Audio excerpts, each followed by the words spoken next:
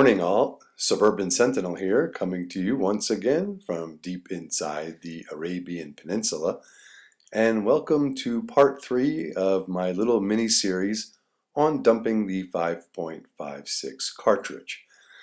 Now in this part we are going to explore the pros and cons, or advantages and disadvantages, of my selection to replace the 5.56, which is 300 Blackout.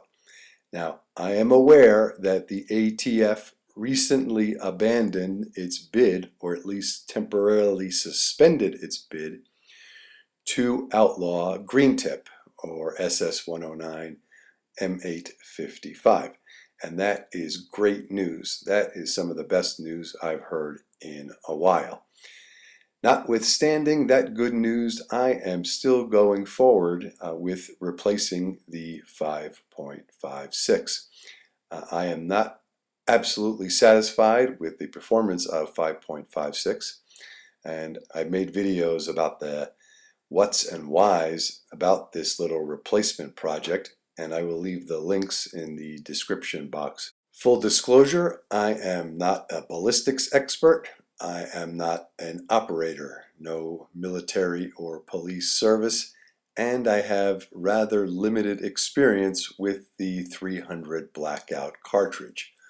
The pros and cons that I'm offering here are mostly based on research that I've done over the years since 300 Blackout became a SAMI spec cartridge. The first advantage of 300 Blackout, at least when compared with standard 5.56 NATO, is performance. At shorter to medium ranges, 300 Blackout offers a lot more punch than 5.56. This is particularly important to me because I am looking for a round with good barrier penetration capabilities.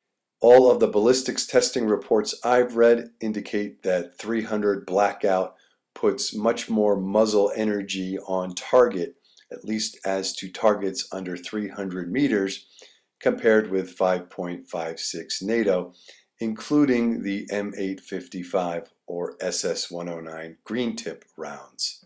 Also, the reports state that at distances of under 100 meters, the 300 Blackout cartridge provides performance closer to that of the 7.62 by 39 Russian cartridge. Plus, at distances of between 100 and 300 meters, the 300 Blackout provides performance that exceeds that of 7.62 Russian. In sum, the 300 Blackout gives you more punch than 5.56, at least at shorter to medium ranges, and for me that's under 300 yards. Another major advantage of 300 Blackout is logistics. The cartridge was designed to fit into the existing AR-15 platform, and that's a great thing. All that needs to be changed to switch from 5.56 to 300 Blackout is the barrel. The lower receiver, firing mechanism, and magazines all remain the same. In addition, if you want to switch back and forth between 5.56 and 300 Blackout, all you need to do is have a 300 Blackout complete upper. And by pushing the pins and changing the upper, you can go back and forth pretty easily. And you can also use the same optics, given that you might have to make some adjustments to get you back to zero for the different cartridge. Using the existing AR-15 platform, accepting the barrel of course, offers a cost savings in not having to buy different magazines and the like. In addition, it keeps the impact on our spare parts matrix at a minimum. 300 Blackout might be particularly attractive to those of you out there who are reloaders. The 300 Blackout uses the same brass as the 5.56, so you should have no shortage of raw materials available for making new rounds.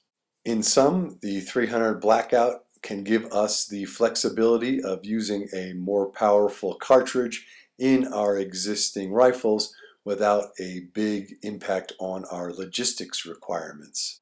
Other advantages of the 300 Blackout: the cartridge was designed for use with suppressors, and from what I read, in most applications you can use 300 Blackout with a suppressor on an existing AR-15 without messing with the gas system.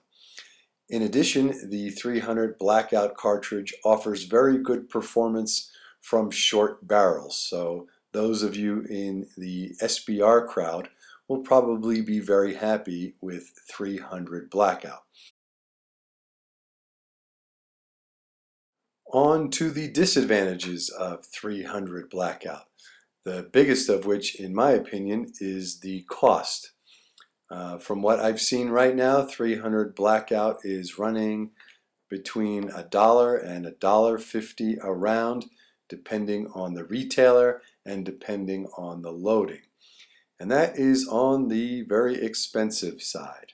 My plan is to stockpile at least 100,000 rounds of .30 caliber rifle ammunition, and unless the cost profile changes greatly, doing it in 300 Blackout will not be an inexpensive proposition at all. The related disadvantage is availability.